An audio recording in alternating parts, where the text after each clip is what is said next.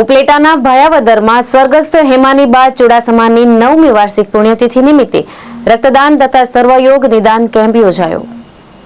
સ્વામિનારાયણના સંતો શાસ્ત્રી હરિપ્રિય સ્વામી, પૂર્ણપ્રકાશ સ્વામી, શાસ્ત્રી નારાયણ સ્વરૂપદાસજી સહિત સંતોએ દીપ પ્રાગટ્ય કરી કેમ્પને ખુલ્લો મૂક્યો હતો. કેમ્પમાં સૌરાષ્ટ્રના નામાંકિત કેન્સરના ડોક્ટર ગૌતમ માકડિયા, ત્રિશાંત ચોટાઈ સહિત વિવિધ રોગોના નિષ્ણાંત ડોક્ટરો ઉપસ્થિત રહ્યા હતા. આ કેમ્પમાં આર્મીના કર્નલ વિક્રમસિંહ ચુડાસમા, ડીઆઈજી રાજેન્દ્રસિંહ ચુડાસમાના હસ્તે ઓપરેશન સિંદૂરમાં સેવા આપનાર આર્મી મેનનું સન્માન કરાયું હતું. સર્વરોગ નિદાન કેમ્પમાં 500 જેટલા દર્દીઓ તેમજ 206 રક્તદાતાઓએ આપી સ્વ હેમાનીબાને શ્રદ્ધાંજલિ અર્પી હતી. નમસ્તે મિત્રો, મારું નામ ડોક્ટર ગૌતમ માકડિયા છે. શાશ્વત હોસ્પિટલ્સ રાજકોટના અન્વયે હું અહીંયા કેમ્પના માધ્યમે સમાજના જે દુઃખી અને ગરીબ અથવા તો મધ્યમ વર્ગીય લોકોનું કઈ રીતે હેલ્પ થઈ શકે, કઈ રીતે કલ્યાણ થઈ શકે, એના માટે આજે ભાયોદર કેમ્પમાં હાજરી આપું છું.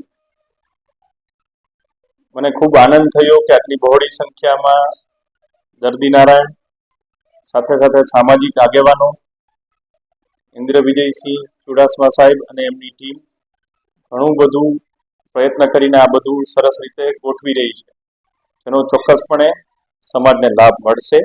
આ સાથે લાગણી પણ વ્યક્ત કરું છું કે આ બહાને આપણી જે રહેણી કહેણી, આપણી વિચારધારા થોડીક વધારે સારી બને અને આપણે કેન્સર અને એના જેવા બીજા ગંભીર રોગો પ્રત્યે થોડા વધારે જાગૃત થઈએ, થોડા વધારે અવેર થઈએ, જેથી ઓછામાં ઓછા આરોગ્યને લગતા પ્રશ્નો આપણી સોસાયટીમાં ઉદ્ભવે અને આપણે એક સારા રાષ્ટ્ર તરીકે ઉદ્ભવીએ.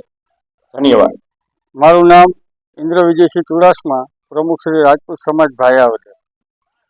ભાયાવદર રાજપૂત સમાજના આંગણે આજે સ્વર્ગસ્થ કુમારી હેમાનીબા ઇન્દ્ર વિજયસિંહ ચુડાસમાની 9મી પુણ્યતિથિ નિમિત્તે એક મહારક્તદાન કેમ્પ અને સર્વરોગ નિદાન કેમ્પનું આયોજન કરેલ છે. અત્યારે યુવાનો ખૂબ મોટી સંખ્યામાં રક્તદાન કરી રહ્યા છે અને 500 કરતાં વધારે દર્દીઓ અત્યારે સર્વરોગ નિદાન કેમ્પનો લાભ લઈ રહ્યા છે.